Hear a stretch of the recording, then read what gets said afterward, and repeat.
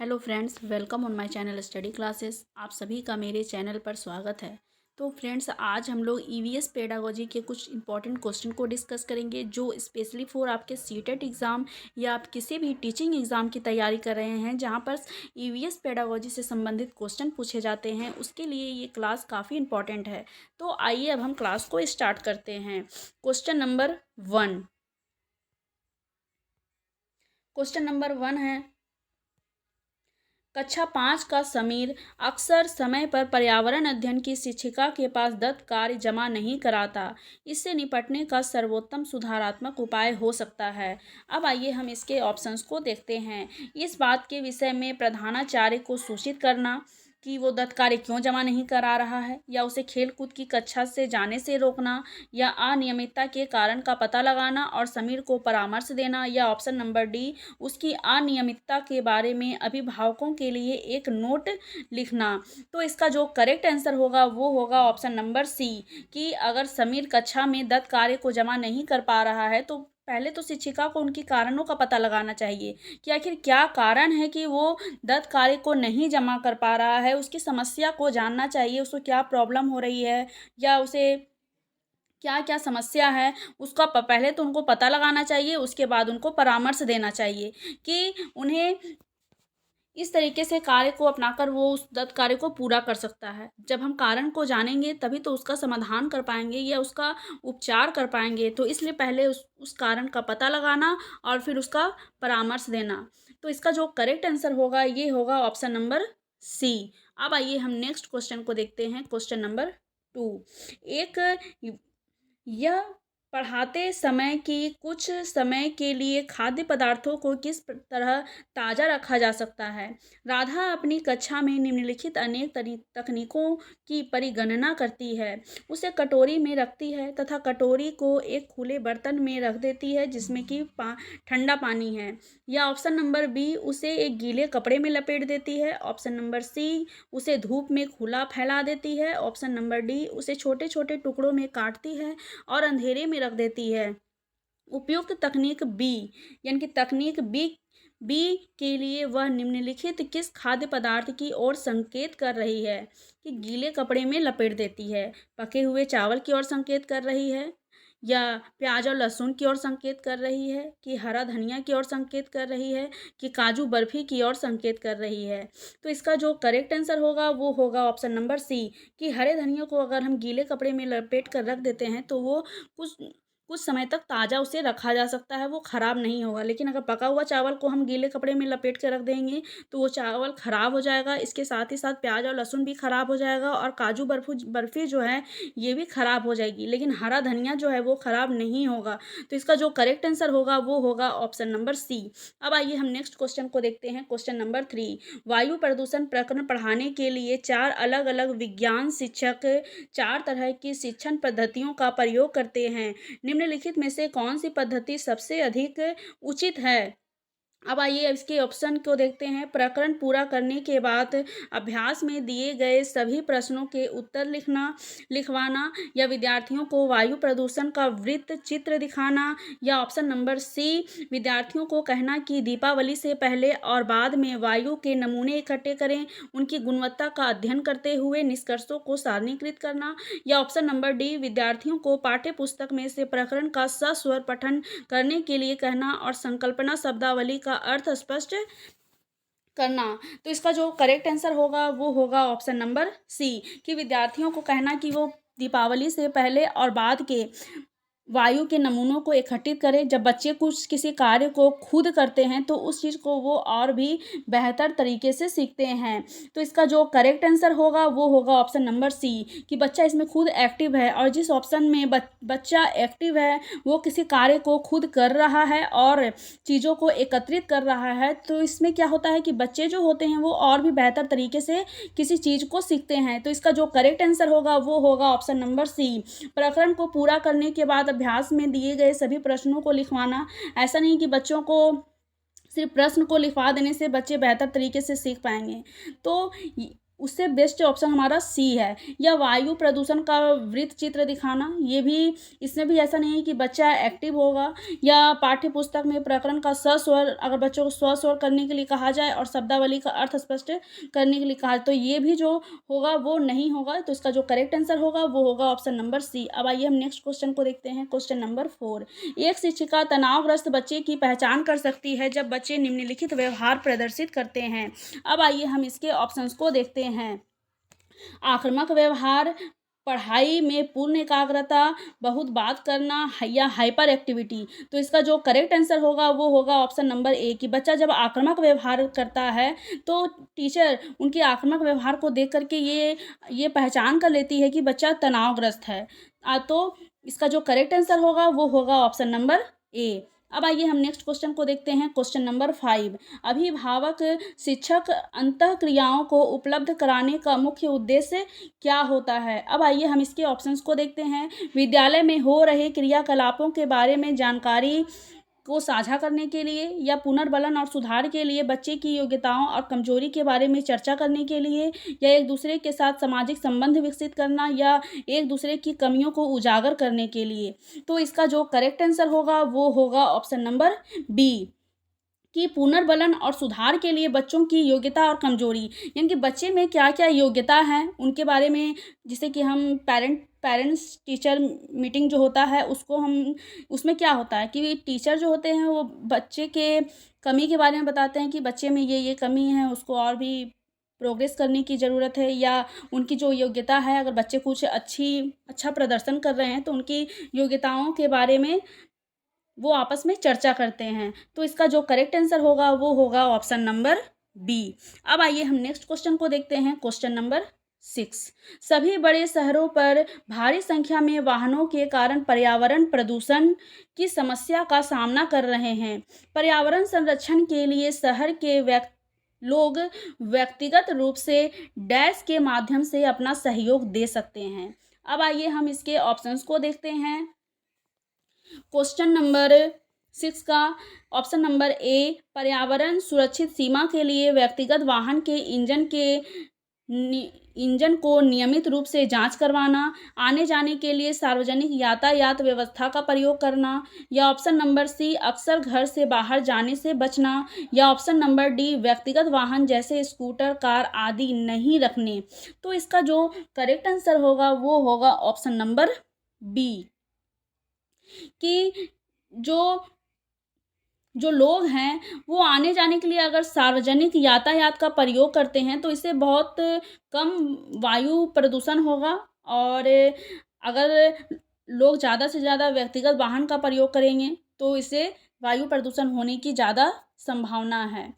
तो इसमें क्या होगा कि पर्यावरण प्रदूषण जो है इसको हम बहुत हद तक नियंत्रित कर सकते हैं सार्वजनिक यातायात का प्रयोग करके। तो इसका जो करेक्ट आंसर होगा वो होगा ऑप्शन नंबर बी। या अब आइए हम और भी इसके ऑप्शंस को देख लेते हैं कि पर्यावरण सुरक्षित सीमा के लिए व्यक्तिगत वाहन के इंजन को नियमित रूप से जांच करना। तो इंजन को नियमित रूप से जांच करना ये करेक्ट नहीं है। और अक्सर घर से बाहर ना जाना, ये भी तो करेक्ट नहीं है कि लोग घर से बाहर ही ना जाएं, अपने काम को ना करें, तो ये भी सही नहीं है। और व्यक्तिगत वाहन जैसे स्कूटर, कार आदि नहीं रखने, तो ये भी कोई सही तरीका नहीं है कि लोग वाहन ही ना रखें। तो लेकिन इसका जो करेक्ट आंसर होगा वो होगा ऑप्शन नंबर बी, कि आने जाने के लिए अगर लोग सार्वजनिक यातायात के साधन का प्रयोग करते हैं तो पर्यावरण संरक्षण के लिए ये काफ़ी अच्छा होगा। अब आइए हम नेक्स्ट क्वेश्चन को देखते हैं। क्वेश्चन नंबर 7, वायु हर जगह है प्रकरण पर पढ़ाते समय एक शिक्षक विद्यार्थियों से निम्नलिखित प्रश्न पूछता है। अब आइए हम इसके ऑप्शंस को देखते हैं। क्या मृदा में वायु है? क्या पानी के अंदर वायु है? क्या हमारे शरीर में वायु है? क्या हमारी हड्डियों में वायु है? शिक्षक शिक्षार्थियों से निम्नलिखित में से कौन सा कौशल विकसित करने का प्रयास कर रहा है?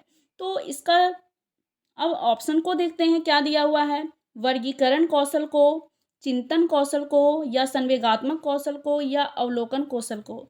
तो इसका जो करेक्ट आंसर होगा वो होगा ऑप्शन नंबर बी, कि अगर हम बच्चों को कहेंगे कि ये क्या मृदा में वायु है, तो वो चिंतन करेंगे, सोचेंगे कि क्या मृदा में वायु होती है, या पानी के अंदर वायु होती है, या शरीर में वायु है या नहीं है, या हड्डी में वायु होती है या नहीं, तो इस पर वो बहुत चिंतन करेंगे।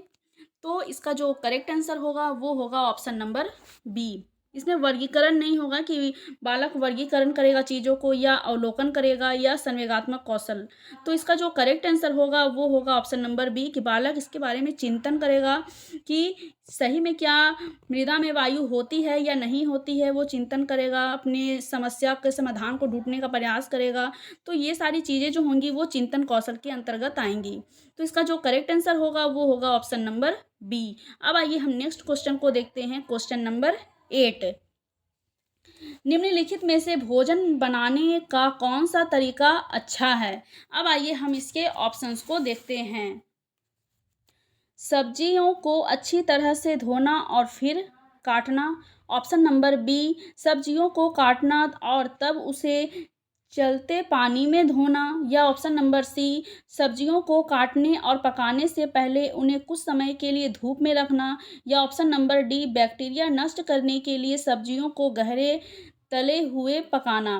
तो इसका जो करेक्ट आंसर होगा वो होगा ऑप्शन नंबर ए, कि सब्जियों को अच्छी तरीके से पहले तो धोना चाहिए, उसके बाद ही सब्जियों को काटना चाहिए। और भोजन पकाने का ये जो तरीका होता है वो काफ़ी अच्छा होता है। तो इसका जो करेक्ट आंसर होगा वो होगा ऑप्शन नंबर ए।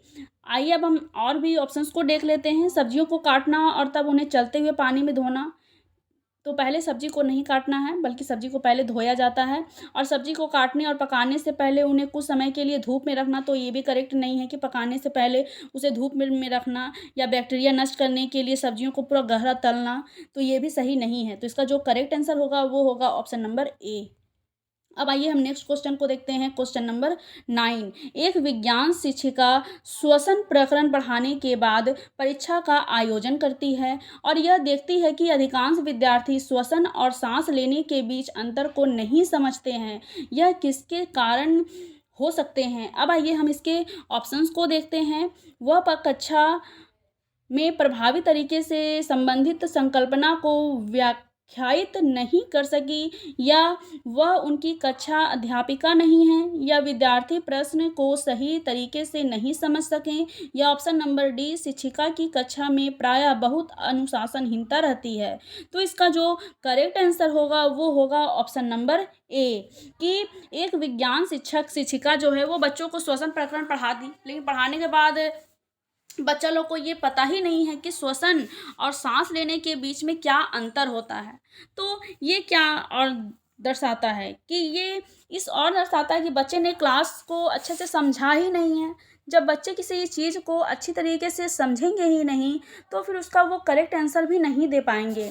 तो कक्षा जो थी वो प्रभावी तरीके से संबंधित जो संकल्पना थी उसको वो व्याख्या नहीं कर सकी।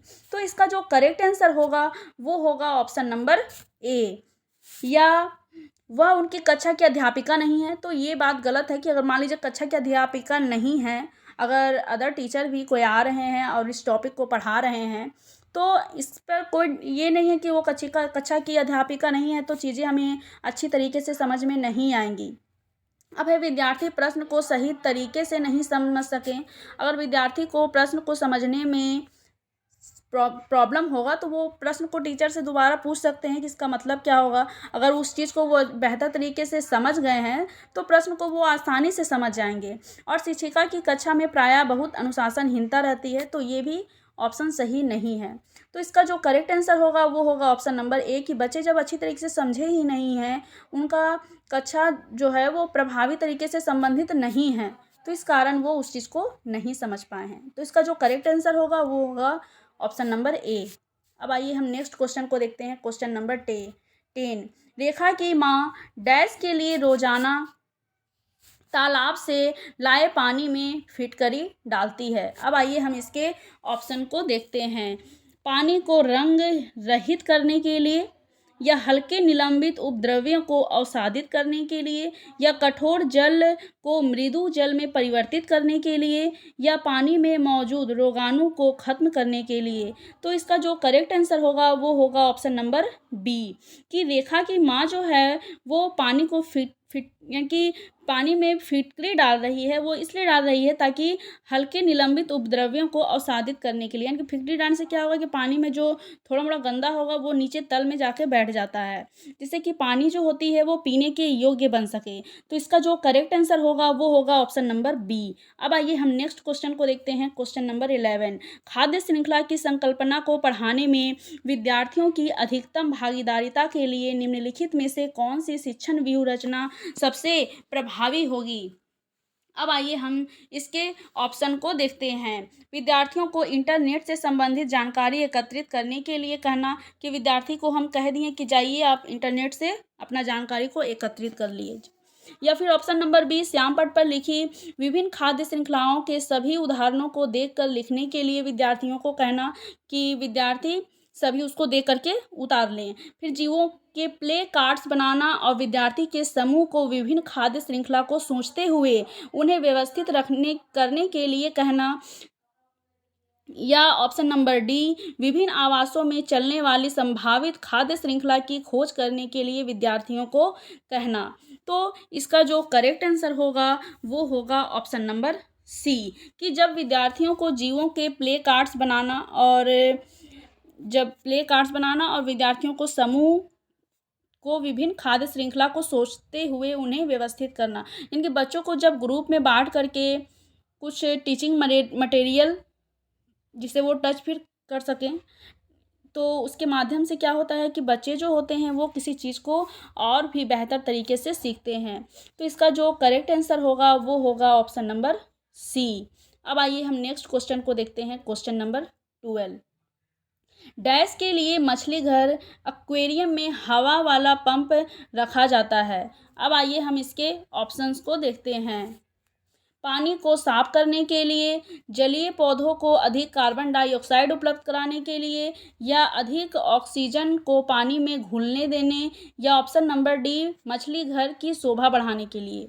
तो इसका जो करेक्ट आंसर होगा वो होगा ऑप्शन नंबर सी, कि अधिक ऑक्सीजन को पानी में घुलने के लिए। अगर मछली को पानी में अगर ऑक्सीजन अगर नहीं मिल पाएगा तो वो जीवित नहीं रह पाएंगे। तो इसका जो करेक्ट आंसर होगा वो होगा ऑप्शन नंबर सी।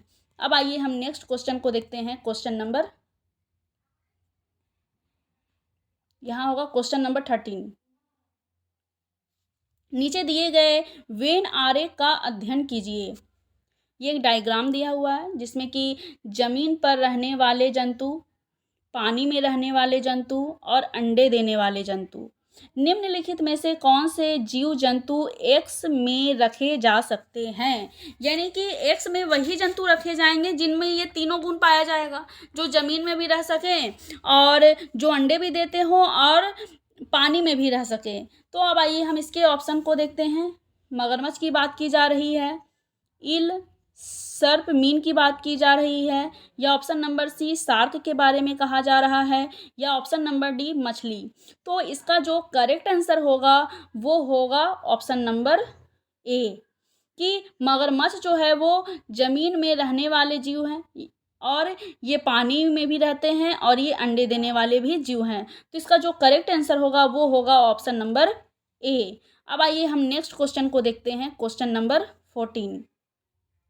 निम्नलिखित में से जीवन प्रक्रियाओं का कौन सा युग्म पेड़ पौधों और जीव जंतुओं दोनों में मिलता है। अब आइए हम इसके ऑप्शन को देखते हैं। वृद्धि और भोजन बनाना, प्रजनन और भोजन बनाना, प्रजनन और अंकुरन, और वृद्धि और प्रजनन। यानी कि जीवन प्रक्रिया का कौन सा युग्म है जो पेड़ पौधे और जीव जंतु दोनों में पाए जाते हैं। तो ये दोनों में वृद्धि और भोजन बनाना या प्रजनन और भोजन बनाना, प्रजनन और अंकुरन, या वृद्धि और प्रजनन। तो इसका जो करेक्ट आंसर होगा वो होगा ऑप्शन नंबर डी, कि जीव जंतु और पेड़ पौधे ये दोनों में क्या होता है कि ये दोनों में वृद्धि करने की क्षमता होती है और प्रजनन करने की क्षमता होती है। ये दोनों गुण इनमें पाए जाते हैं। तो इसका जो करेक्ट आंसर होगा वो होगा ऑप्शन नंबर डी। अब आइए हम नेक्स्ट क्वेश्चन को देखते हैं। क्वेश्चन नंबर 15, निम्नलिखित में से कौन से शब्द समूह आपस में निकटीय रूप से संबंधित हैं? अब आइए हम इसके ऑप्शन को देखते हैं। मच्छर, मलेरिया, अनीमिया, यहाँ एनीमिया होगा, ठीक है, आप लोग समझ लेंगे। रक्त अल्पता, लोह, मलेरिया, एनीमिया, रक्त, लोह, हीमोग्लोबिन, एनीमिया, आंवला या मच्छर, डेंगू, लोह और गुड़। तो इसका जो करेक्ट आंसर होगा वो होगा ऑप्शन नंबर सी, कि ये तीनों जो हैं वो एक दूसरे से संबंधित हैं। आंवला का उपयोग एनीमिया के इलाज के लिए किया जाता है और शरीर में एनीमिया खून की कमी के कारण होती है। तो शरीर में लाल रक्त कोशिकाएं यानी कि जिसे आरबीसी कहा जाता है, रेड ब्लड सेल की मात्रा में कमी होती है, जिससे कि ये क्या होता है इसमें कि हेमोग्लोबिन, आरबीसी में क्या होता है इसमें हेमोग्लोबिन पाया जाता है और इसका निर्माण लोहे यानी कि आयरन की आवश्यकता होती है इसके निर्माण में। और एनीमिया के उपचार में आंवला लेना काफ़ी बेहद माना जाता है। तो इसका जो करेक्ट आंसर होगा वो होगा ऑप्शन नंबर सी। अब आइए हम नेक्स्ट क्वेश्चन को देखते हैं। क्वेश्चन नंबर 16, एक कक्षा में औसत से कम वाले 4 विद्यार्थी हैं। उन्हें अन्य विद्यार्थियों के समान लाने के लिए निम्नलिखित में से कौन सी व्यूह रचना सबसे अधिक प्रभावी होगी? अब आइए हम इसके ऑप्शन को देखते हैं। उन्हें अगली पंक्ति में बैठाना और उनके काम का लगातार पर्यवेक्षण करना, उनकी अधिगम के कमज़ोर क्षेत्रों की पहचान करना और उसके अनुसार सुधारात्मक उपाय उपलब्ध कराना, या ऑप्शन नंबर सी, यह सुनिश्चित करना कि वे नियमित रूप से विद्यालय आएँ, या ऑप्शन नंबर डी, उन्हें घर पर करने के लिए अतिरिक्त दत्त कार्य देना। तो इसका जो करेक्ट आंसर होगा वो होगा ऑप्शन नंबर बी, कि पहले तो बच्चों की कमजोरी का पता लगाना और फिर उसका सुधारात्मक उपाय करना। अगर बच्चा किसी चीज़ में पीछे है या अन्य विद्यार्थियों से वो पीछे है, तो इसमें क्या करना है, बच्चों की पहले तो कमजोरी का पता लगाना है कि वो आखिर किस क्षेत्र में कमज़ोर हैं और वो क्या चीज़ है जो उनको समझ में नहीं आता है या किस तरीके से उनको पढ़ाया जा सकता है। इस तरीके से सुधारात्मक उपाय को अपनाकर इसे प्रभावी बनाया जा सकता है। तो इसका जो करेक्ट आंसर होगा वो होगा ऑप्शन नंबर बी, या उसे अगली पंक्ति में बैठाना और उनके काम का लगातार जांच करना। तो ये भी सही नहीं है कि बच्चे को अगली पंक्ति में बैठा दिया जाए और वो क्या कर रहे हैं उसको हम जांचते रहें, या यह सुनिश्चित करना कि नियमित रूप से वे विद्यालय आएँ। ज़रूरी नहीं कि वो रोज़ रोज़ विद्यालय आएंगे तो उस चीज़ को वो बेहतर कर लेंगे। और अगर यह उन्हें घर पर करने के लिए दत्त कार्य देना, तो ये भी सही नहीं है कि बच्चे को घर पर करने के लिए हम दत्त कार्य दे दिए और टीचर उस कार्य से मुक्त हो गए, है ना। बच्चे को कैसे भी करके उन्हें सिखाना है, उसे समझाना है, बच्चे में क्या कमी है उस कमी को पहले तो पहचानना है कि उसमें क्या कमी है, वो किस तरीके से उसको हम सिखा सकते हैं बच्चे को और भी उनको डेवलप कर सकते हैं। तो इन सारी चीज़ों को जब हम उनके कारणों का पता लगाएंगे, उनको पहचान करेंगे, तभी तो हम उसका सुधारात्मक उपाय कर सकते हैं। तो इसका जो करेक्ट आंसर होगा वो होगा ऑप्शन नंबर बी। अब आइए हम नेक्स्ट क्वेश्चन को देखते हैं। क्वेश्चन नंबर 17, भारत में समृद्ध वनस्पति जात और प्राणी जात के बारे में पढ़ाने के बाद विद्यालय द्वारा प्राथमिक कक्षाओं के विद्यार्थियों को रणथंभौर राष्ट्रीय उद्यान ले जाया जाता है। यह डैश में विद्यार्थी की सहायता करेगा।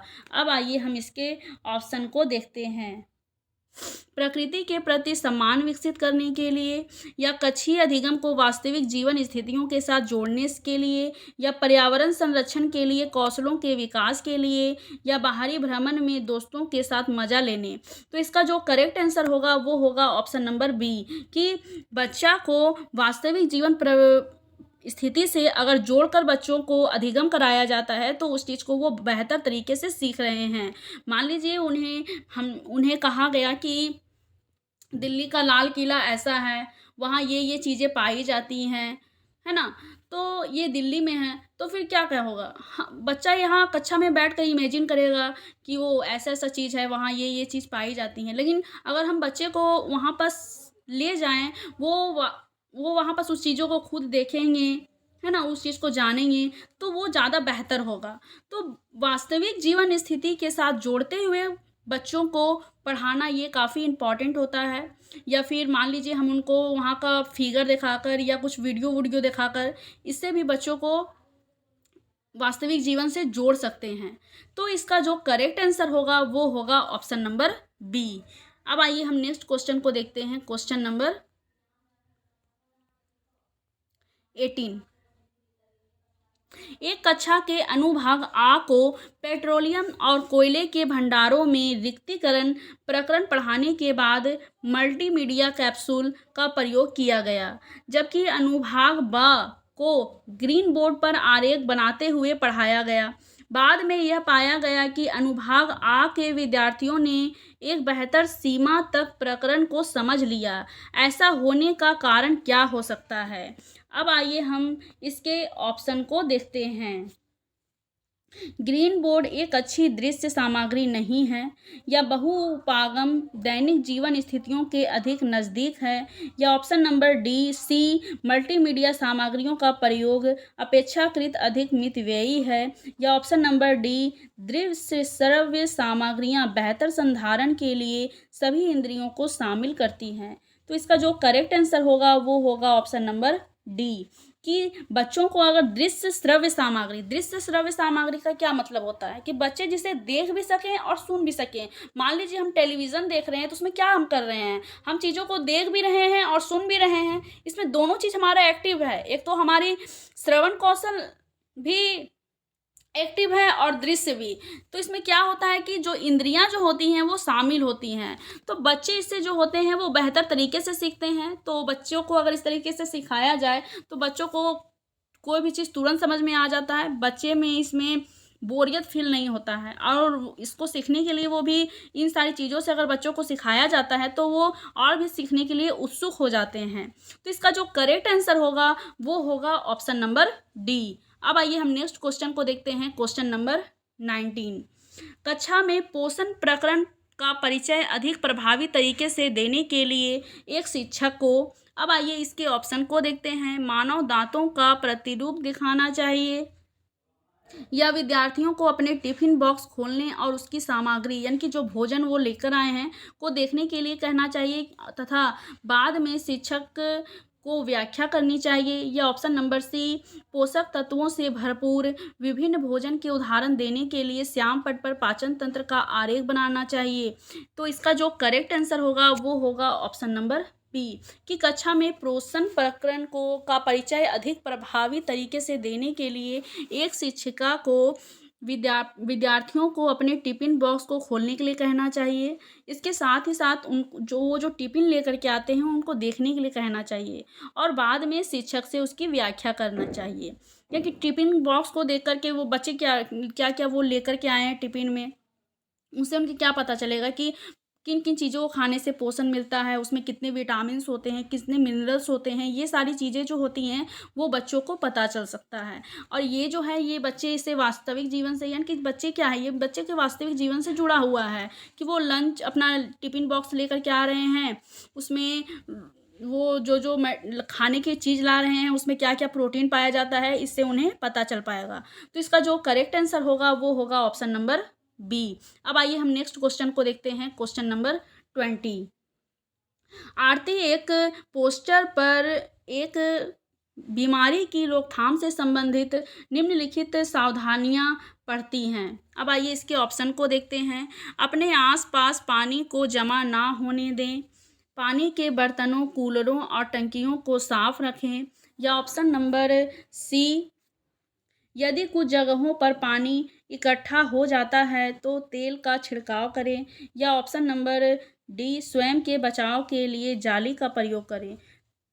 अब आइए नीचे देखते हैं। पोस्टर का उद्देश्य है डैश के फैलने के बारे में जागरूकता पैदा करना। अब आइए हम इसके ऑप्शन को देखते हैं। ऑप्शन नंबर ए डेंगू और जापानी मस्तिष्क ज्वर, या ऑप्शन नंबर बी चेचक और malaria, option number C dengue eye flu, या ऑप्शन नंबर डी टाइफाइड और हैजा। तो ये चारों जो बातें की गई हैं कि आसपास पानी जमा ना होने देने से क्या होगा, पानी अगर आसपास जमा होगा तो इससे मच्छरों की संख्या बढ़ेगी, जिससे कि डेंगू, मलेरिया ये सब या जापानी मस्तिष्क ज्वार ये सारी बीमारियां हो सकती हैं। या पानी को बर्तन यानी कि पानी के बर्तनों या कूलर का में जो पानी जम जाता है उससे भी मच्छरों की संख्या बढ़ सकती है, तो इसे भी हमेशा साफ सफाई करते रहना चाहिए। इसके साथ ही साथ यदि कुछ जगहों पर पानी इकट्ठा हो जाता है तो उस पर तेल का छिड़काव कर दें। तेल का छिड़काव करने से क्या होगा कि इसमें मच्छर की संख्या जो है वो कम हो जाती है। और स्वयं के बचाव के लिए मच्छरदानी का प्रयोग करना ये भी करेक्ट है कि मच्छरदानी का प्रयोग करने से हम मच्छरों से बच सकते हैं, जो हम जिससे कि बीमारी नहीं फैलेगा, हम स्वस्थ रहेंगे। तो इसका जो करेक्ट आंसर होगा वो होगा ऑप्शन नंबर ए कि डेंगू और जापानी मस्तिष्क ज्वर के फैलने के बारे में ये जागरूकता दी गई है। तो इसका जो करेक्ट आंसर होगा वो होगा ऑप्शन नंबर ए। अब है नेक्स्ट क्वेश्चन, क्वेश्चन नंबर 21। एक शिक्षिका तनावग्रस्त बच्चे की पहचान कर सकती है जब बच्चे निम्नलिखित व्यवहार प्रदर्शित करता है। तो ये क्वेश्चन रिपीट हो गया है, इसका करेक्ट आंसर होगा आक्रामक व्यवहार।